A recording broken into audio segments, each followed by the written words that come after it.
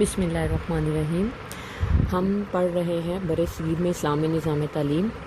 ہم پڑھ چکے ہیں مقاصد تعلیم کیا تھے جب اسلام آیا برصغیر میں اور مسلمانوں کی حکومت ہوئی، اور مسلمانوں نے جو نظام تعلیم متعارف کروایا اس کے مقاصد کیا تھے، نصاب کیا تھا، طریقہ تدریس کیا تھا اور جائزہ کس طرح سے لیا جاتا تھا۔ اب ہم پڑھیں گے اسلامی تعلیمی درس گاہوں کی اقسام۔ اب چونکہ ہم مسلمان ہیں الحمدللہ، مسلمان حکمران بھی جو تھے یا جو بھی علماء تھے اس دور کے، وہ سب یہ سارا کام ثواب کی نیت سے کرتے تھے۔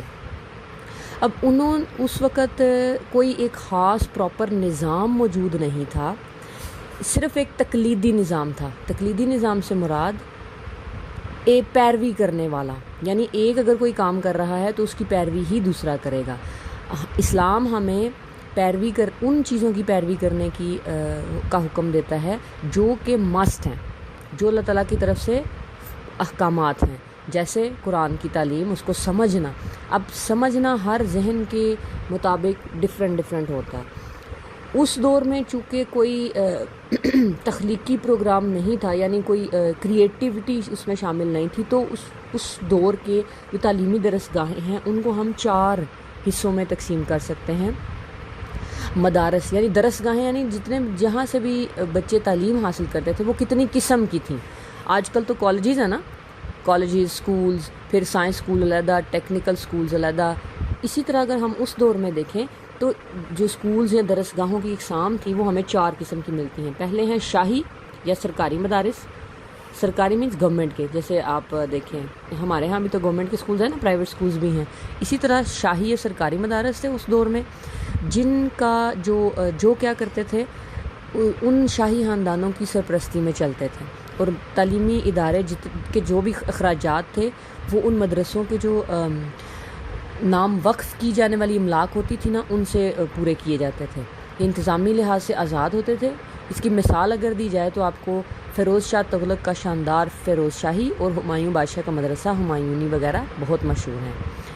اس کے بعد آتے ہیں مساجد میں قائم مدارس، یعنی چونکہ قرآن کی تعلیم اسلامی تعلیم میں سب سے اہم اور ضروری ہے تو مساجد سب سے ضروری چیز تصور کی جاتی ہے۔ تو مساجد کے ساتھ جو مدارس قائم کیے جاتے تھے ان کے جو اخراجات تھے وہ جتنے بھی عام لوگ ہیں جو وہ وقف کر دیتے تھے اپنی جائیداد یا املاک، تو اس سے ہم یہ اخراجات وغیرہ پورے کیے جاتے تھے۔ اب اس کی مثال لیں تو جیسے شاہ جہاں نے بادشاہی مسجد لاہور کے ساتھ جو مدرسہ قائم کیا تھا دارالبقاء کے نام سے، وہ ہے۔ خانقاہوں سے ملحق مدارس، خانقاہیں ہوتی ہیں جیسے صوفیہ اکرام ہوتے ہیں نا، ان کے مزارات، ان کو کہا جاتا ہے خانقاہ۔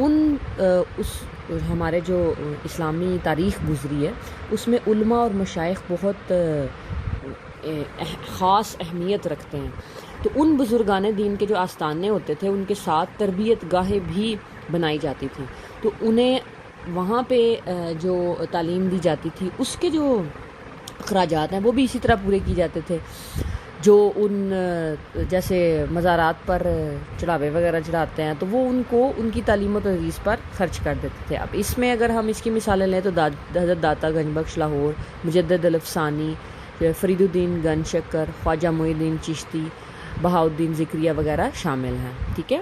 اس کے بعد آتے ہیں علماء کے ذاتی مدارس۔ اب کبھی بھی مسلمان علماء نے تعلیم کو بکاؤ مال تسلیم نہیں کیا تھا، یعنی ایک پیسے بنانے کا ذریعہ نہیں تھا، وہ جو بھی ان سے بن پڑتا تھا وہ اپنے ذاتی خرچے سے چلاتے تھے، اور اس طرح اس نظام کے تحت پورے برصغیر میں تقریباً 50% تک لوگ پڑھ لکھ چکے تھے، یعنی اسلام تو پھیلا ہی پھیلا تھا لیکن علم بھی پھیل چکا تھا۔ اب اس میں مسجد کا کیا کردار تھا اسلامی تاریخ میں مسجد کی ایک خاص جگہ ہے، چونکہ مسجد ہمارے لیے مقدس ہے، عبادت کی جگہ ہے، لیکن عبادت صرف نماز پڑھنے کا نام نہیں ہے۔ عبادت اگر ہم دیکھیں تو ہم اسلام کے اصولوں کو اپناتے ہوئے اگر ہم اٹھتے ہیں، بیٹھتے ہیں، بات کرتے ہیں، کسی کے ساتھ زندگی گزارتے ہیں زکوٰۃ ادا کرتے ہیں، خیرات کرتے ہیں، یہ سب عبادت ہے۔ اور یہاں استاد باپ کا درجہ رکھتا ہے اور اس کو اتنی ہی عزت دینی چاہیے جتنی کہ ایک والدین کو دی جاتی ہے۔ اب اس میں اگر دیکھیں تو مساجد سے جتنے بھی ہمیں فائدے ہوتے ہیں، چونکہ ابتدائی لکھنا پڑھنا مساجد میں ہی ہوتا تھا، اب اساتذہ اور بزرگوں کے تابع طلبہ رہتے ہیں اور ظاہری اور باطنی پاکیزگی بھی حاصل کرتے ہیں۔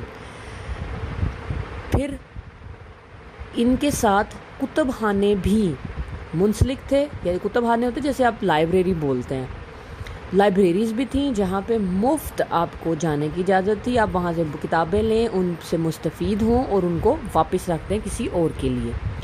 مسجد میں اگر روزانہ دیکھا جائے، کبھی روزانہ، کبھی ہفتہ وار، کبھی ماہانہ، خاص اور عام کے لیے خطبات کا انتظام کیا جاتا تھا۔ اب خطبات اور خطابات جیسے ہم کہتے ہیں نا لیکچرز، آپ کو جیسے اگر آپ نے آج کل کے دور میں دیکھے ہوں گے، بہت سے انفلوئنسرز ہیں، سپیکرز ہیں، موٹیویشنل سپیکرز ہیں جو آپ کو گاہے بگاہے بتاتے رہتے ہیں کہ آپ نے زندگی کیسے گزارنی ہے، کس طرح سے اپنی آخرت کو سنوارنا ہے۔ تو یہ وہ تو ابھی آپ انٹرنیٹ کے باعث ہر وقت دیکھ سکتے ہیں نا، اس دور میں بھی یہ کام ہوتا تھا لیکن مساجد کے ذریعے۔ اس لحاظ سے مساجد کو اہم مقام حاصل ہے۔ پھر ہم بات کرتے ہیں تعلیمی نظم و نسق کی، یعنی ڈسپلن کیسے قائم تھا۔ ڈسپلن کہہ لیں کو اس طرح سے نہیں تھا جیسے آج ہے پراپر، جیسے کہ یہ ٹائم فکس ہے پڑھنے کے لیے، یہ ٹائم فکس ہے پیپرز کے لیے، یہ ٹائم فکس ہے آپ کو ایگزام لینے کے لیے۔ اس وقت یہ نہیں تھا، اس وقت چونکہ تقلیدی نظام تھا، یعنی پیروی کرنے کا نظام تھا، لیکن پھر بھی پورے برِ صغیر میں جہاں جہاں مسلمان تھے تعلیم یکساں تھی، ایک جیسی تھی، سب کو ایک جیسی پہنچ رہی تھی۔ حاصل کرنے کا ڈفرینٹ تھا، جیسے کچھ انٹیلیجنٹ تھے وہ جلدی جلدی اگلے ایک نصاب کو ختم کر کے دوسرے نصاب میں چلے جاتے تھے۔ اب اس کی کیا خصوصیات تھی کہ اگر بچہ پچھلا سبق سنا دیتا تو اگلے سبق میں پہنچ جاتا تھا، ٹھیک ہے۔ داخلے کسی بھی وقت سال کے کسی بھی حصے میں ممکن تھے۔ آج کل تو یہ تو پکا ہے نا کہ جب آپ کے ایگزامز ہوں گے، رزلٹ آئے گا، پھر ایک خاص مہینے میں داخلے شروع ہوں گے اور پھر ایک خاص مہینے میں کلاسز سٹارٹ ہوں گی۔ اور اگر ہم اس کو اس نظام میں دیکھیں تو داخلے عموماً شوال کے مہینے میں ہوتے تھے، لیکن اگر آپ ایک درجے میں آ گئے ہیں تو اگر آپ نے اس درجے کا نصاب مکمل کر لیا تو آپ اگلے درجے تک آسانی سے ترقی پا سکتے ہیں۔ کوئی نظام الاوقات طے نہیں تھا۔ تعلیم سب کے لیے مفت تھی، بلکہ رہائش بھی مفت طلبہ کو دی جاتی تھی۔ ایون ان کو پڑھانے کے ساتھ ساتھ ان کو وظائف بھی دی جاتے تھے۔ یہ ایسے ہی ہے جیسے آئیں پڑھیں اور پھر ہم سے پیسے لے کے جائیں، ٹھیک ہے، پیسے یا جو بھی چیز کی ضرورت ہو وہ لے جائیں۔ استاد کا بے حد احترام کیا جاتا تھا۔ شاگرد اساتذہ کے کام کرنے میں خوشی محسوس کرتے تھے۔ آپ لوگوں کی طرح نہیں کہ اگر ایک کام کہہ دیا مس یہ ہے ویسے ہے، میں نے یہ کر لیا، میں نے وہ کر لیا۔ کافی بچے کرتے ہیں کام، خوشی سے کرتے ہیں، لیکن کچھ ایسے بھی ہیں جن کو جب کوئی کام کہا جائے، ایون ان کے ماں باپ بھی کوئی کام کہہ دیں تو ان کو ذرا تکلیف محسوس ہونا شروع ہو جاتی ہے کہ ابھی بعد میں کر لیتے ہیں۔ ایسے نہیں ہونا چاہیے بیٹا۔ ہماری جو اسلام ہے نا وہ یہ کہتا ہے کہ آپ کو اگر ماں باپ، والدین یا کوئی بڑا آپ کو کوئی کام کہتا ہے، خوش دلی سے اس کا کام کریں۔ اچھا، اس کے بعد ہیں تعلیم سے فراغت پانے والے طلبہ کو ان کی قابلیت کے مطابق سندات دی جاتی تھی۔ اس نظم و نسق کے ساتھ انگریزی نظام تعلیم کے آنے سے پہلے تک کی بات ہو رہی ہے۔ دیکھیں پہلے وہ جو جارحانہ نظام تھا ان کا، جس میں تعلیم نہیں تھی، وہ پڑھا ہم نے۔ اس کے بعد اسلام آیا تو اسلام نے کیا کیا، اس کے بعد پھر انگریز آئے تو انہوں نے کیا کیا، وہ ہم آگے انشاءاللہ نیکسٹ چیپٹر میں پڑھیں گے۔ تو اس نظام، انگریزی نظام کے آنے تک مسلمان جو تھے وہ 50% تعلیم یافتہ اور ایک مہذب قوم تھے، ٹھیک ہے۔ اور جب انگریز آئے اور انہوں نے مظالم ڈھائے اور اپنا نظام چلایا، جب پھر ہم تنگ آ کے ہم نے پاکستان بنایا، تو اس وقت اگر دیکھا جائے تو صرف خواندگی کی شرح 20% رہ گئی تھی۔ اب یہ کیوں ہوا، کیسے ہوا، یہ ہم انشاءاللہ نیکسٹ چیپٹر میں پڑھیں گے۔